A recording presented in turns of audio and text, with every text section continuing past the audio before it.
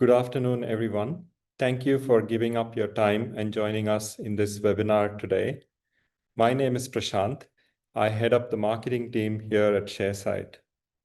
They say that investing is a lot of fun until it comes to tax time. That's why we thought we'll bring you a good webinar on the topic of how to deal with your portfolio at tax time.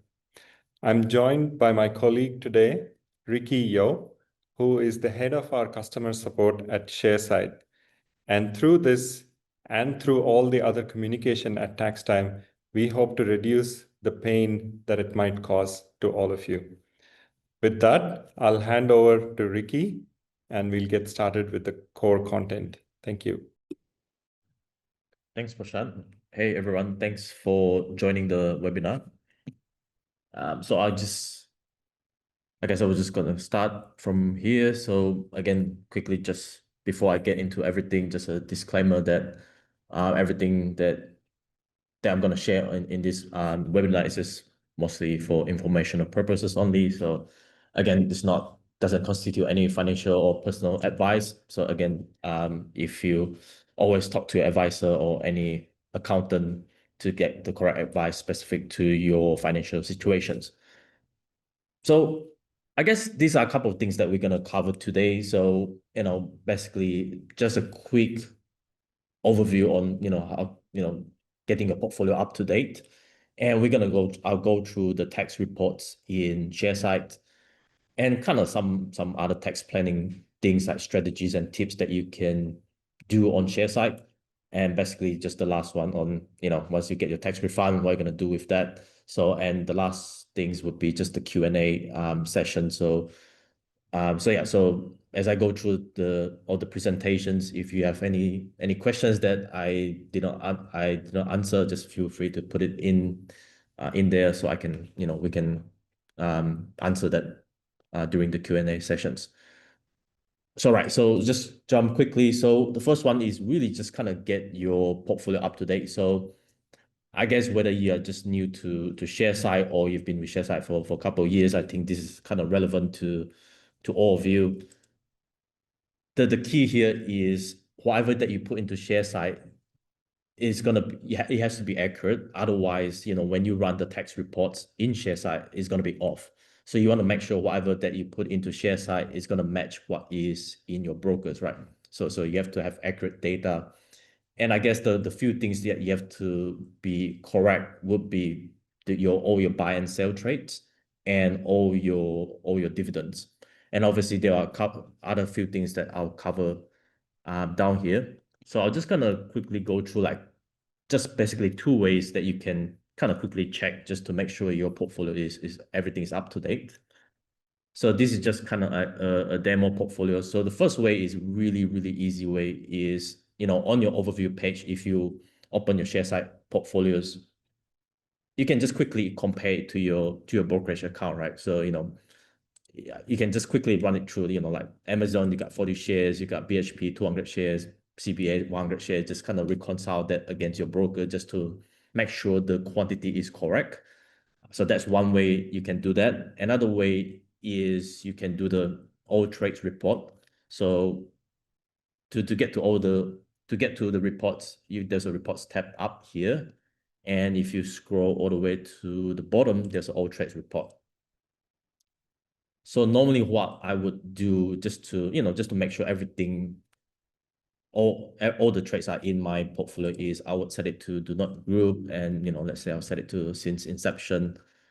I'll sort the all trades by the most recent trade. So that kind of give me an idea. Okay, it's up to the 9th of June. That is my last transactions. So, if you have made a couple of transactions, in June, and the last transaction that you see in here is a couple of months ago, then you know that, okay, it is not up to date. So you have to get those transactions in. And you can use the last transaction as a starting point. So when you import your trades, you don't end up with like duplications or things like that. So those are the two ways, check on the overview, or you can run the all trades report, sort it by the date. And then that kind of gives you an idea if all your trades are already in Sharesight. So that's And of course, if you do see that there's any quantity that is not the same as what is in your brokers, I guess the first thing obviously is to check the buy and sell transaction to make sure everything is in order. So if you go into the holding page and go to the trades and income tab, you can kind of double check to make sure all the buy and the sell trades are in there. But there's also a couple of things that you can check as well. So for one is if you have like any dividend reinvestments, so that might be one of the reasons why the quantity might be off. So I'm not going to go too much into that, but basically on our help page, we have the help page on how to set up the dividend reinvestments. So you can kind of go there. So it's help.sharesight.com. So go there and then search for dividend reinvestments. So that might be one reason if there's any, if the quantity doesn't line up. And the second reason, I guess this is kind of more common as well, is if any of your shares or investments has any corporate actions, so like merger, acquisitions, or any demerger, in some cases the quantity might be off as well. So that's another thing for you to look at. Or if you have any off-market transactions, so off-market transactions like initial public offerings, or if you subscribe to any share purchase plan, you have to kind of update those in your Sharesight portfolio as well. Because when you import all your trades from your brokers, those transactions are only for market buy and market sell. So any off-market, any corporate actions, you have to kind of adjust them in your Sharesight. So that's for the buy and the sell trades. And the other things that you have to check is to make sure all your dividends are correct. So, reconcile that against your brokers or your bank account just to make sure they are correct. I would say 99.9% of the time they should be accurate. But one thing you probably have to, I guess this is for anyone that have any international shares. So I'll just use this as examples. So if let's say if you have like US stocks or US shares, one thing that you have to pay attention is the tax withheld. So that's the non-resident withholding tax. In Sharesight, we kind of default this to 15%. But this is only 15% is if you kind of complete your W8BEN form. If you don't, I mean, normally your brokers would kind of provide you to fill up that forms every year. You have to fill that out. So, your withholding tax would be 15%. But for whatever reason, if you did not complete that form, then, your withholding tax would be 30%. So that's something something to pay attention to, because a lot of times we do see customers where they will be like, oh, the dividend is incorrect because of the withholding tax is 30% instead of 15%, right? So that's something to be aware of if you do own like any international shares. This is for US. In some other, if you own any shares in Europe or in Asia, the withholding tax might be different as well. So just good to double check, and once you double check, just confirm them. So that's basically kind of get everything in order. So the next part would be pretty much talk about the tax reports. So there's only two tax reports in Sharesight. One is the CGT report, and the other one is the taxable income report. So I'll go through I'll start with the CGT report. So in the reports, if you scroll all the way down, so there's a tax and compliance section. So CGT report is here, and the taxable income report is just next to it. All right, so CGT report, so as the name implies, this basically calculates if you sell your shares in this financial year, basically it calculates what your capital gains would be. So of course, we're doing for the current financial year, just make sure when you run the report, set it to current financial year. So this is for 25, yes. So how the report works is all the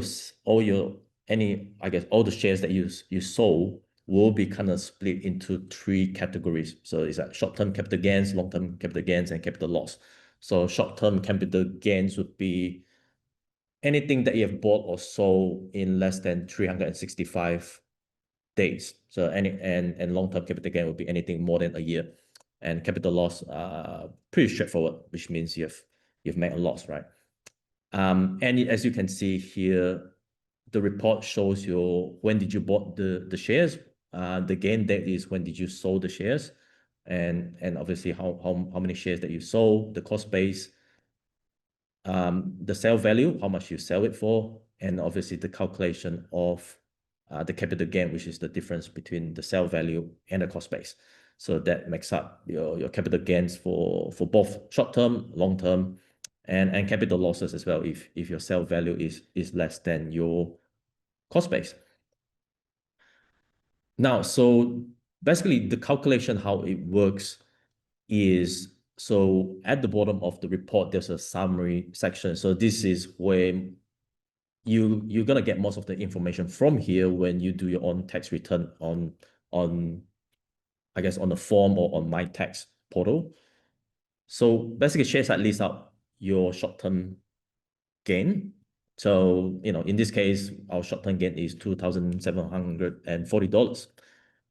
And there's a capital loss to be offset. So in this case, Sharesight will max out what that amount would be. So in this case, our capital loss is like 3,155. So Sharesight will kind of max that out to match the short-term gain. And then the remaining will kind of be dropped down to 415, which is just below the long-term gain. So long-term gain is 5,200. So this comes from selling Catapult. So 5,200. The 415 comes from the capital losses after what has been removed, deducted from the short-term gain. So that comes to about $4,785.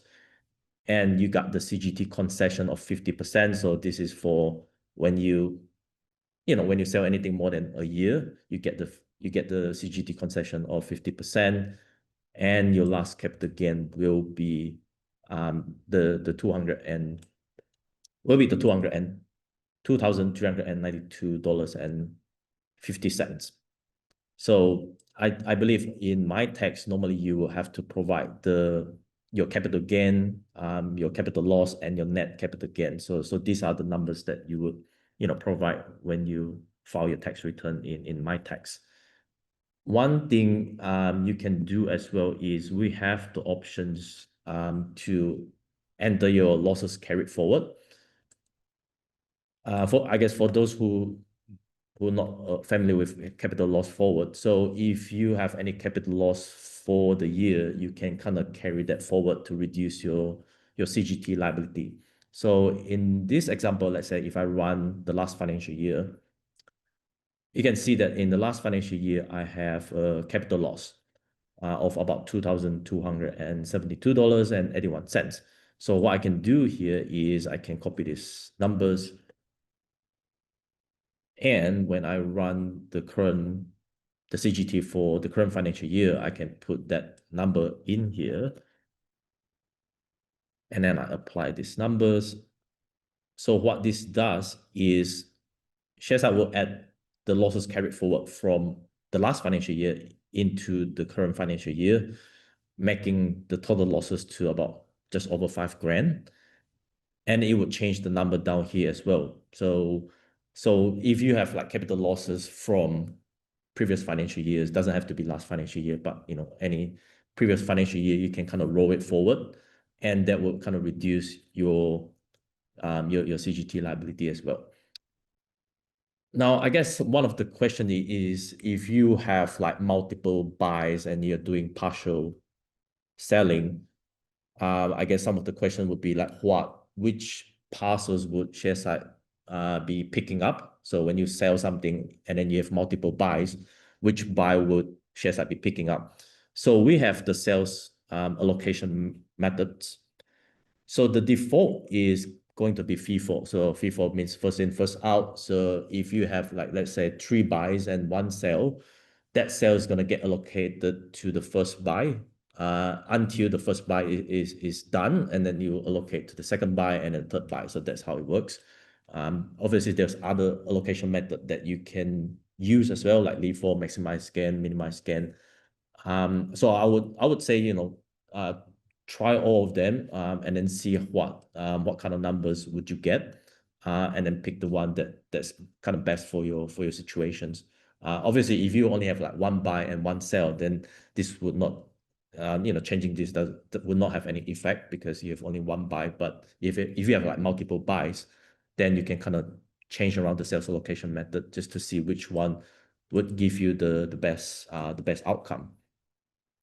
One thing to kind of, I guess, keep in mind is if you're gonna use the sales allocation method, so as in you might use like a FIFO this year, you might change it next year. Just make sure that you kind of lock the report. So, I mean, you can lock it by financial year, so it's best to kind of lock it. So what locking means is if you're gonna do, let's say, first in, first out this year, and then you're gonna do, say, last in, first out next year, if you don't lock it, Sharesight is gonna end up picking. It's gonna mess up all your financial. It's gonna mess up the current financial year's report as well, because Sharesight is gonna end up picking the same buy parcels if you don't lock it. So make sure you kind of lock the report.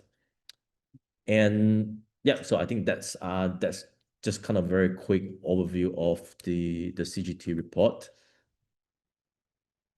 As for the taxable income report, so this report shows you all, I guess, all the dividends or distributions that you get from your shares. This report is kind of divided into local income. So anything in Australia, there's the non-trust, and then the trust income, and then foreign income. So any international dividends that you get from your international shares falls under here. I would say in general, you don't need to worry too much about what is trust or non-trust. You know, I mean, Sharesight has kind of designed that to, you know, you don't need to change it at all. So most of, you know, if you own like most of the ASX shares, they would fall under non-trust. Whereas the ones that fall under trust are typically managed funds and ETF, and some of those like staple securities. So, but you don't need to really worry too much about it. I guess the key ones in terms of doing your tax return is Sharesight does break down the components. So for most of the shares in ASX, you just basically just frank, unfrank, and franking credit, those three things. So those are the information that you need for a tax return. I'll come back with the trust income later. And down here, you have this income tax return section. So basically, Sharesight use all the numbers that you put in. Sorry, all the buy and sell shares that you put in, and calculate those dividends and kind of populate those into each of these field. So basically, you just need to kind of follow the labels and the numbers and put that when you do your tax return. Now with the trust income, so I guess there was quite a few questions about ETF distributions. So basically, what is going to happen is, I guess the question would be like, can you do your tax return, you know, in somewhere in July or after 30th of June? So I guess there's two ways you can do it. One is if you receive your annual tax statements from your ETF, as in your share registry, so like Computer Shares or Link Market, once they send you your annual tax statements, technically you can file your tax return. But the one thing is, if you're gonna do it, then you have to kind of fill in this annual tax statement components. So in your annual tax statements, they will list out all the things that are in here. You basically have to fill that up manually, and then once you've done that, you can do your tax return. If you're not familiar with, I mean, on our help page, we have a help page, and there's a video of me kind of doing a demo on the last financial year on how to enter these AMIT components. I mean, they're pretty much the same. I mean, the format doesn't change I would say 99% they're the same. So you can watch that video and just follow it, how to do that. If you're not in a rush to do your tax return, then you can sort of wait. So normally around September, around late September, we would get the emit information from the share registry. And once we've done that, we will kind of load it into your portfolios. So basically update all these components. So basically just the two ways. You get your annual tax statement, you can fill it up yourself, and then do your tax return now. But if you're happy to kind of wait until September or October, then we will preview this information for you, so you don't have to do it yourself. Then you can file your tax return when all this information is in there. We do have most of the emit information for most of the ETF from iShares, Vanguard, and whatnot. But if you have like managed funds, you probably have to do it yourself because we don't get those data from the fund managers. So I think that pretty much cover the tax reporting part. And I guess a couple of things I'm just gonna go through about the tax planning things as well. So this might be relevant to you or it might be not, but it's just something I guess kind of good to know as well. I guess for one of the kind of things is a tax loss selling. So tax loss selling is if you have a massive capital gain for this financial years, and if you're looking to reduce your CGT liabilities, you can use one of the reports to kind of look at how you can do that. So one of the report is the unrealized CGT report. So again, it's right here. So the unrealized CGT report is just a report. Basically, it shows all the shares that you own that you haven't sold yet. And then again, it's pretty much similar to a CGT report in a sense that everything is kind of divided into short-term capital gain, long-term capital gains, and capital losses. So if you have like a massive capital gains, and if you want to reduce the tax that you pay on those capital gains, you can run this report, set it to 30th of June 2025, and Sharesight will kind of calculate what the gain or the losses would be based on the current market price, right? So obviously this report would change again tomorrow, but it kind of gives you an idea that, okay, which kind of shares that is sitting on a loss right now, and maybe those are some of the shares that you can sell right now to reduce your CGT liabilities. So again, it's just something handy for you to kind of use. Obviously, the questions is whether should you use like the tax loss selling. Obviously, the question would be, do you have a big capital gain for this financial year, or are you about to have a big capital gain? If you're gonna sell something for the next 2 weeks that's gonna give you a big capital gains, then this might be something relevant for you. And I guess the second question is whether should you sell it to reduce your CGT liability. Obviously, I guess depends on your financial goals. I guess the question would be, do you still believe in the long-term potentials of whatever the stocks that you're gonna sell? It doesn't mean that just because something is sitting on the losses, then you should sell it for CGT reasons. If you still believe the long-term potential, maybe you shouldn't.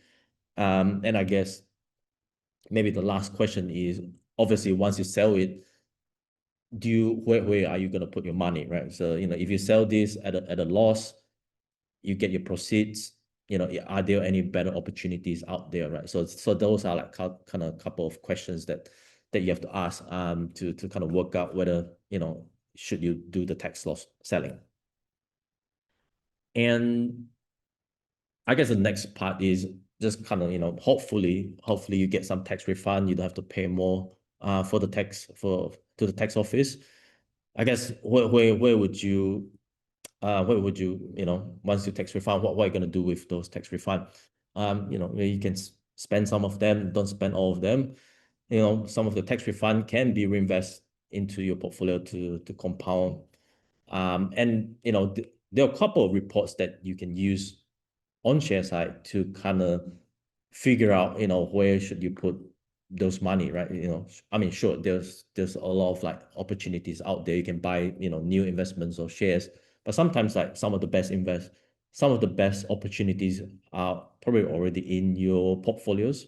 So you just need to add more to them. And I guess, at the end of the financial year, it is also something, it's good to look at your portfolio, to rebalance your portfolio, check on, diversifications, to make sure if they are all, if it still makes sense. So I'm just going to run through quickly a couple of reports that you can use. So one of them is the exposure report. The exposure report is similar to the diversification report. The only difference is that it shows your underlying shares in your ETF. So it kind of gives you an idea of what you actually own. So, if you have direct shares and shares in ETF, this is a good report to use. So here, as an example, you can see that, I own REA, but also own REA in Invest ETF. So this kind of gives you an idea of, how diversified is your portfolios, like, is it, 13%, 11%, basically the weighting of each holdings. So again, this is like something that you can kind of look at and decide, are there any opportunities that you can add more to some of those, or are you overexposed to some of your holdings? Not just looking at individual holdings, right? You can look at, some other things like sectors or markets, or even exposure to countries. So those are the things that you can sort of kind of look at. So for example, in this case, the exposure to finance is at 21%. So is that too much, or is it not enough? Again, something that you can kind of decide whether you should do something about it. So again, I guess it's always a good thing to kind of get your portfolio just to make sure that you're diversified enough, or not to concentrate, or that sort of things. And the last one is pretty much just, if you kind of do a tax return with your accountant, you can share your portfolio with your accountant. So you can basically go to settings, and then you can share it with them. So that's one way you can do that. You just put in their email and then share portfolio. They will get an email invite, and then they can access your portfolio and get whatever information that they need. Or the other way is you can export the reports. So you just need to run the CGT reports, and on the top right side, you can see there's options to kind of export it as a spreadsheet or as a PDF, and then you can kind of email that to your accountant. And I think, and the last one is just one of the key dates here. I guess most of you are already aware. 30th of June, end of financial year.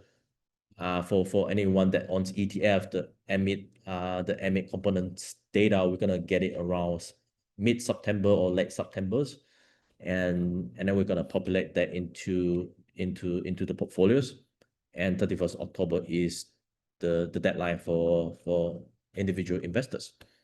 So that's it. So we'll move to the question time. Okay, thanks, Ricky. That was a really insightful presentation and demo. Certainly, every time I go through this with you, I learn something new.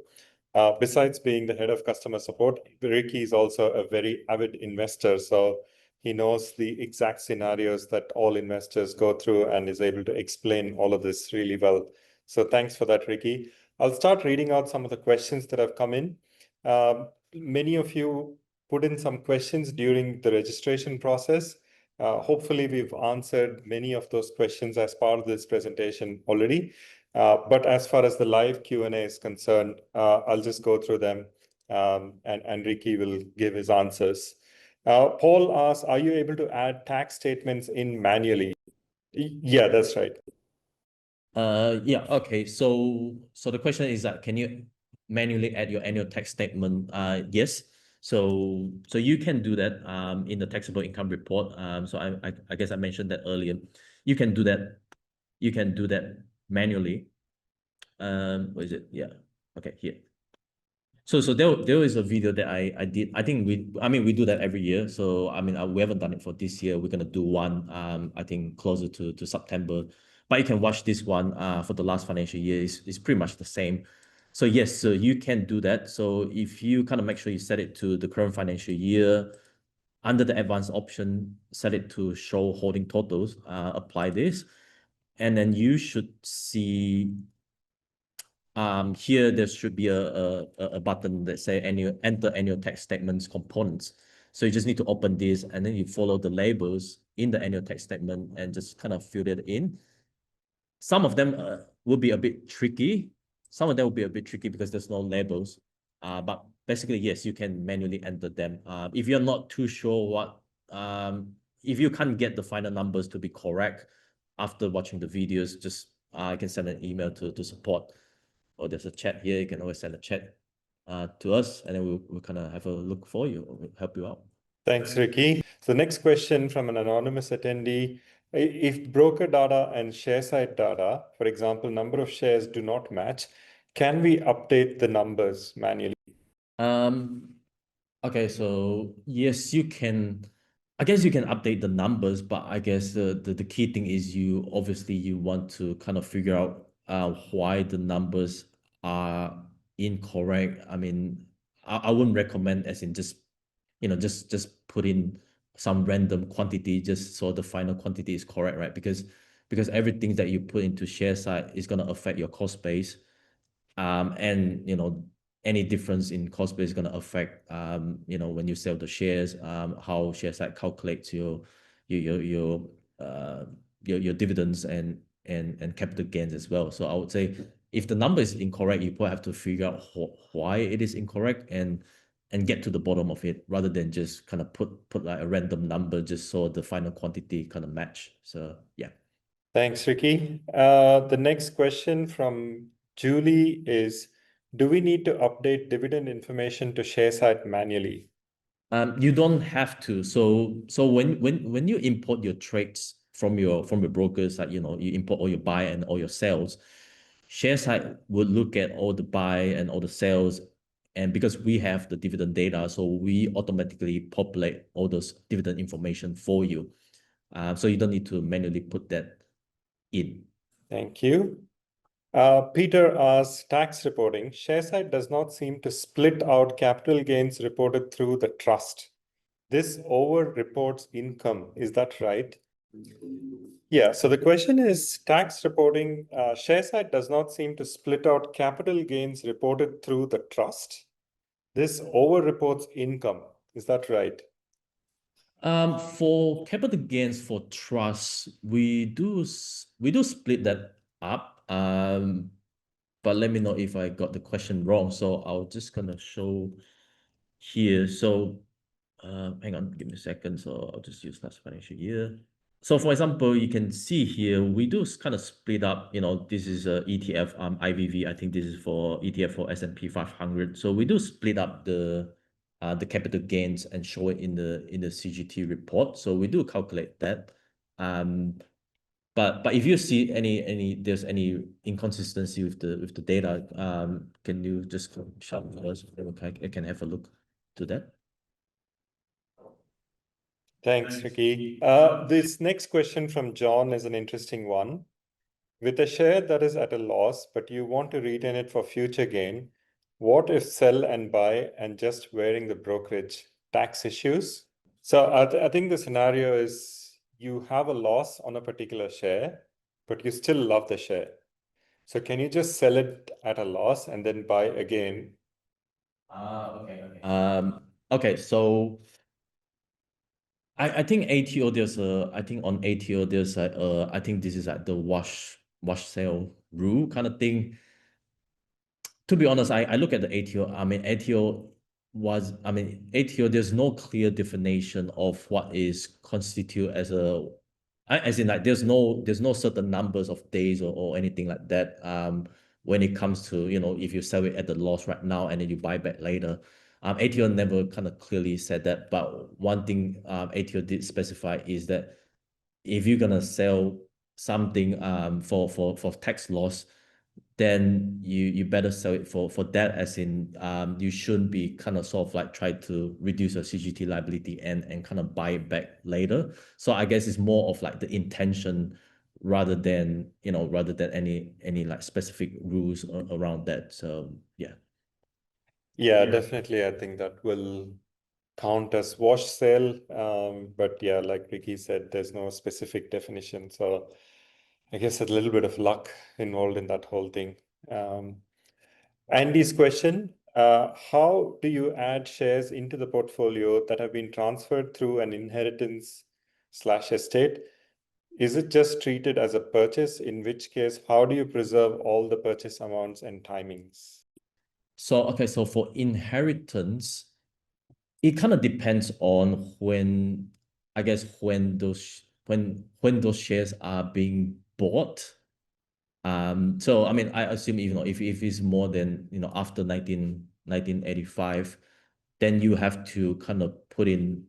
I don't remember on this one. I probably have to look it up again. It could be. I'm pretty sure it will be either on your cost base, or it could be on the date of the purchase. I probably have to get back to you on that. Sorry about that. Yeah, we have written a blog about this, and yeah, we can attach that to the email if possible.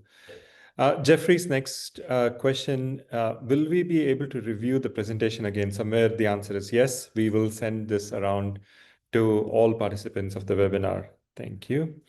Anonymous attendee, just confirming, each dividend we receive, we are required to confirm this via Sharesight, which would help keep the Sharesight data correct. Yeah. Yeah, that's right. So you have to confirm. I mean, of course, I mean, if you don't confirm it, you still can run the tax reports. It's just that confirm is just more for yourself, as in like you confirm it. You at least that's sort of as a way to tell yourself that okay, I've checked it. I know this is correct, so I don't need to come back and check it when it comes to tax time, right? So yeah. Yeah, basically Sharesight does not have access to your bank account, so we require that you do a manual once over just to make sure the amount is correct. Aiden's question, I have some dividends on a closed account that will pop up for this financial year. Am I able to add that to my reports? I can only see adding trades, not dividends. Yes, you should be able to add dividends manually into your portfolio. So if you go into the holding page and trades and income, you should see there's an option to add dividends. So yeah, so you should be able to manually add that dividend in here. How does it work if the entire holding has been sold, but there is a dividend in the financial year for it? One way you can sort of like do that is you can still put the paid date on the current financial year. So it will still show up on the taxable income report for the current financial year. But one thing you can kind of put is the X date to before the sale date. So the system will kind of pick that up as well. And then you will still kind of report it on the same the correct financial year.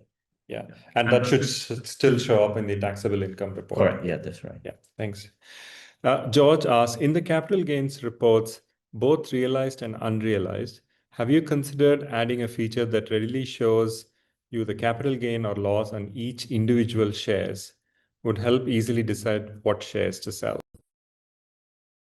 Yes, actually, we do get a lot of feedback on the unrealized CGT report in the sense that it is better to kind of show individual holdings rather than the entire holdings, because to be honest, no one's gonna sell the entire portfolios. So there's no point in looking the unrealized CGT report as a whole. So yeah, so I've provided a lot of feedbacks to our product team. So hopefully we that's something that we can do very soon. So yeah. Thank you. Zach asks, in the taxable income report on the far right side, there are some exclamation mark. What is that meaning? Hang on, let me have a look. Far right side on the taxable income report. All right. Okay. So basically, this one, what it explains is, so if you have like ETF, you normally get your, I mean, one of the distribution will normally falls under right on the 30th of June, in this case, like 1st of July. So what that means is that for this distribution, it kind of falls into the current financial year instead of the previous financial years. So basically, it just kind of explained that this fund is in this tax report because it is based on when it is earned, not when it is like dispersed to the unit holders. That is fascinating. Yeah. Thank you. Paul asks, if you invest using a trust, will the tax labels for a tax or default to personal? I think will the tax label for trust or defaults to personal? It was, I mean, if you kind of go down to the income tax return section, it will show as a trust. Yeah, so it will show as a trust. So some of these like 13U and all these things are relevant to the ETF. So those will be the trust. Yeah. Yeah. Jeff asks, can a future version of the unrealized capital gains report have the functionality to select via tick box individual purchases to do various scenarios to get a desired result? Yeah, that is definitely something that we wanted to do as well, as in like, if you're looking to sell certain numbers of quantity or even like an amount, ideally you should be able to do that on the unrealized CGT report. So that's something that I've passed it to the product team as well, as a feedback for how to improve the report, just to kind of make it more relevant to our investors as well. So yeah. Thank you. David asks, I have a company that was delisted this financial year for a total loss of funds. This is not listed in the capital gains losses report. How would this loss be recorded in your tax planning reports? I subsequently found it referenced in the unrealized CGT. I thought it would have been automatically recorded in the CGT report for tax purposes. For delisted holdings, obviously delisted for the many reasons. But you're right. So if holdings are delisted, you actually have, because it is a sort of considered as a off-market transactions.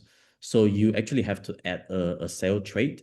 So it depends. So if a company has been delisted because it's been taken private, and you do receive a sum of money, then you will put the sell trade at the whatever the price that you receive.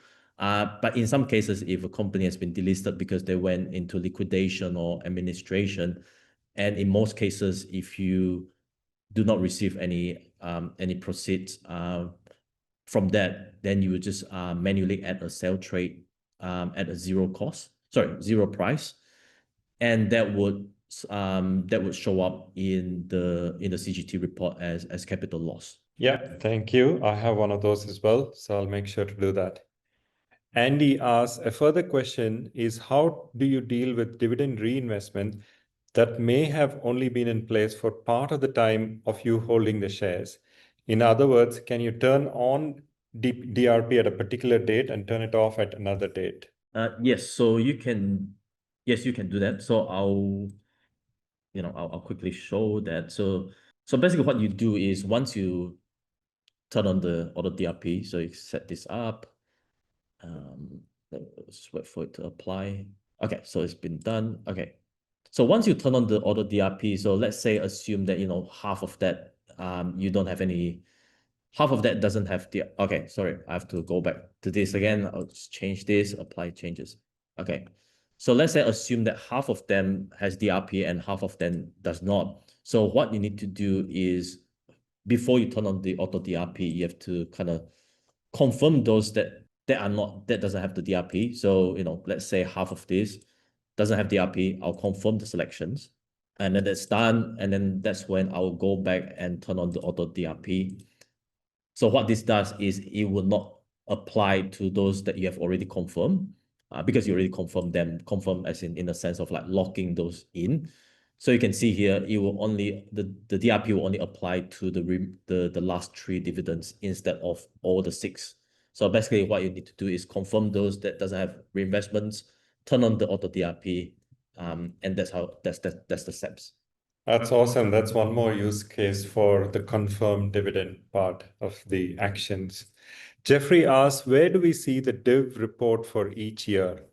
I'm assuming that's a dividend report.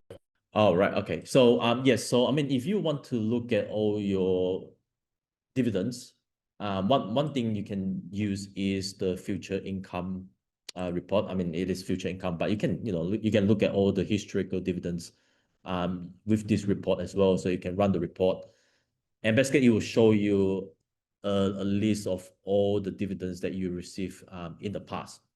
So yeah, so and it will show you all the dividends that you receive based on the month. Yep. I find that report really useful for the same purpose, Jeffrey. Anonymous, can you explain cost base and cost base adjustments, please? I sold shares this year for a profit, but when I run reports, it says the cost base is a lot higher than my actual price and therefore says I made a loss. Also, on my trades and adjustments page, it says I received $10,000 dividend and cost base adjustment of minus 5,000. I guess cost-based adjustments can happen in quite a few cases. So ETF being one of the most common ones. So I'll just use VAS as an example. Let me see here. So you can see here there's a cost-based adjustments on some of the dividends that you receive, throughout the year. So what happens here is it will actually adjust your cost base because these are what do you call it? The AMIT cost base increase. So in this case, it actually increase your cost base, but in some of the dividends, it will actually reduce it, which is why your cost base might be different. Another reason is in some cases is some holdings, some shares or whatnot, they will have some sort of return of capital. So return of capital will kind of sort of reduce your cost base, and therefore when you sell the shares, it increase your CGT liabilities. So it kind of really depends on what those cost base. I mean, depends on what kind of investments that you have. But for ETF, the cost base adjustment is really because of the AMIT. Yeah. Thank you. Claire asks, can you show how to adjust dividend reinvestments if the numbers don't match? Okay, yes. So for dividend reinvestment, if the number doesn't match, normally I guess the thing I would really recommend is to go to your share registry. So for example, let's say using BHP as an example, I'm not sure BHP might be with Computer Shares. Go into the share registry website, whether it's like Computer Shares or Link Market, go in, log in, and when you register an account, and then once that's like linked to your account, it should have all the records of all your dividend reinvestments that you make, and it should have a list of how the number of quantity that you receive. So that would be like probably like the best way kind of to check it. If so that way, that's the only way to kind of get the quantity to kind of match up. So I will recommend just kind of sign up, go into your Computer Share or Link Market. There's a video on, I think I did a video on here as well that kind of pretty much explain the dividend reinvestments, how to kind of reconcile those numbers as well. Yeah, I do that regularly as well. It's always useful to just confirm the dividend reinvestments with your share registry.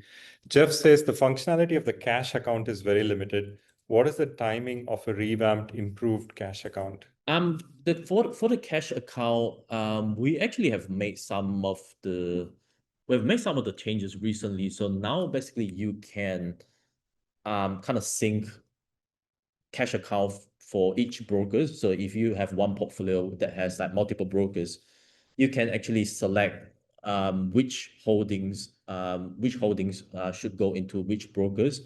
But yes, there was still a little bit of limitation in a sense that there's only a certain limit that you can go. So we're still kind of constantly provide that feedback to the product team.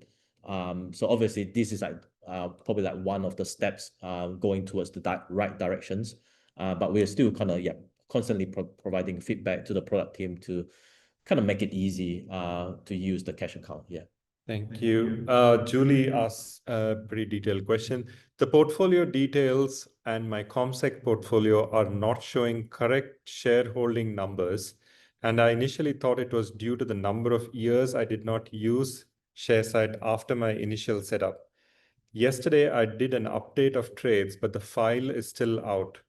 I'm planning to go through each share and update. If I do that, I think to do many manual updates of changes over the years. Is there a shortcut to do this? Shortcut. I guess the shortcut, if you want, is obviously if you say you have like many years of transaction, then one of the shortcut that you can consider doing is, instead of going through every buy and sell over the past couple of years, which might be hundreds of them, you can do an opening balance. So, if you're gonna do your current financial year tax, you can create an opening balance as of the 30th of June 2024. So you have to get that from your ComSec, right? So you get the opening balance for each of your holding, the cost base as of 30th of June 2024, and then put them in. In that case, you just need to import all the buy and the sell transactions from 1st of July 24 until today.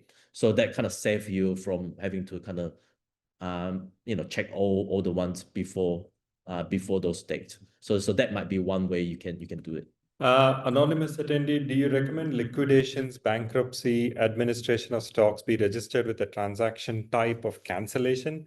If not, what should I use? Yes, you can use cancellation. I think the sell trade or the cancellation trade works the same. So you can put the cancellation trade, put in the zero price, and you will still show up in the CGT report as a loss. Yes. Anonymous, I have some investments where the company has been delisted and therefore can't easily sell. I believe the companies are in liquidation. At what point can I treat these as capital loss? Oh, I guess that's a tricky one. I guess you might have to check, because I think in most cases you can already. To be honest, I don't really know the answer. I mean, yeah, it's probably better to check with your accountants. Because I believe in most cases, if you believe that you're not gonna get anything back, then ATO allows you to crystallize the loss. But in terms of like when, yeah, it's a bit hard to answer really. Yeah, I think that's a very specific question, so it's a bit hard. George asks, on the summary page, I believe the capital gain shown for trusts does not reduce the capital cost base for capital returns made through distributions, so is understated. From my understanding, it should. But I guess probably I guess it would be probably better to kind of reach out to support so we can kind of have a look at that. I mean, so. Yeah, it might be a very specific circumstance, George, but normally it should all adjust. Another question from Anonymous, is there a way to include trust fee, not brokerage, so that net returns can be calculated? No, I don't think there's a way to do it, because right now, the only fees that would be the brokerage fees that you have to edit in there. But otherwise there's no other way to do it really. Another question, I believe there is a plan to automate confirmation of dividends from broker communications. Not at this stage, I would say, because right now, I mean, if we have any integration with the brokers, it is still solely on the buy and sell. So it's not we don't pull dividend information from the brokers. So So there's no kind of sort of any communication between us and any brokers at the moment. So Yeah. Todd asks, have you thought about CGT report use as being able to get for free, as some people who still have minor shares do sell them? get it for free. That is no, we haven't really thought about that one. Yeah, sorry.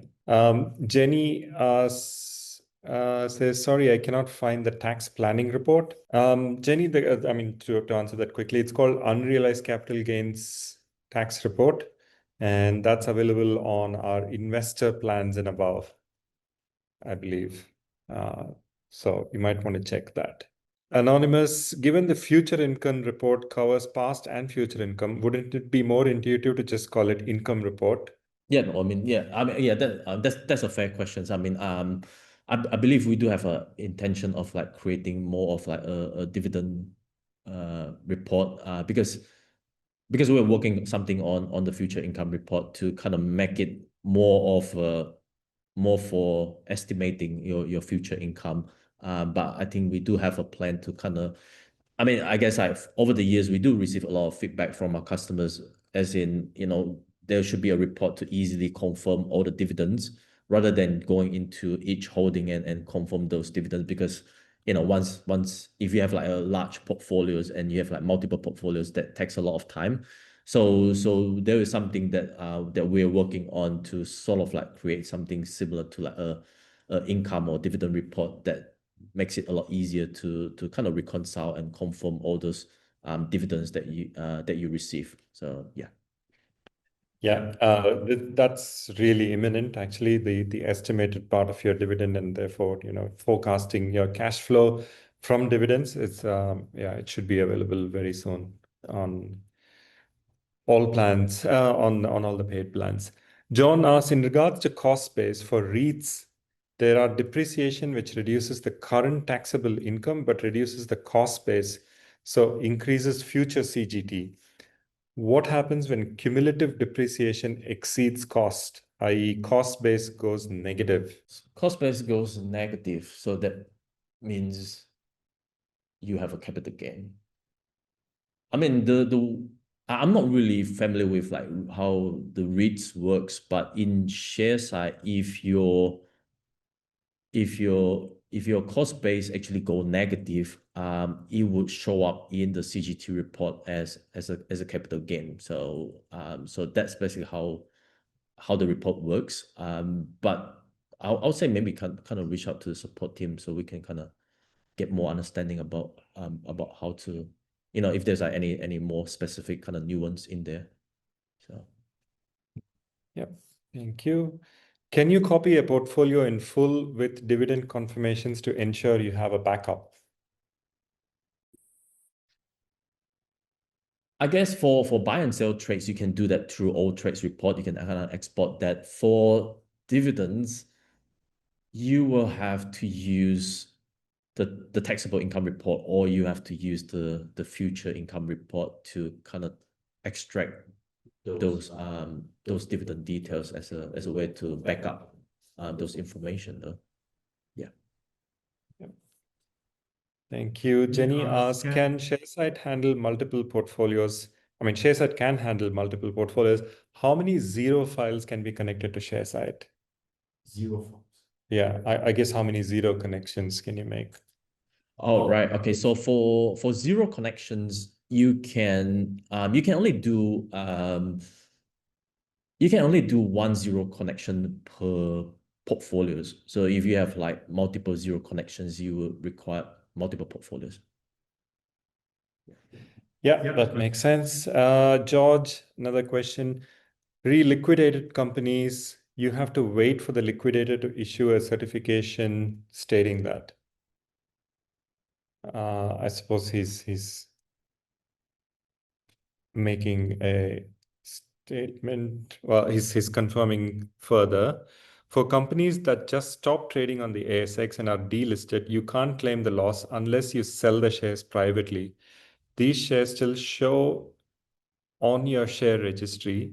See delisted.com.au information on how to do this.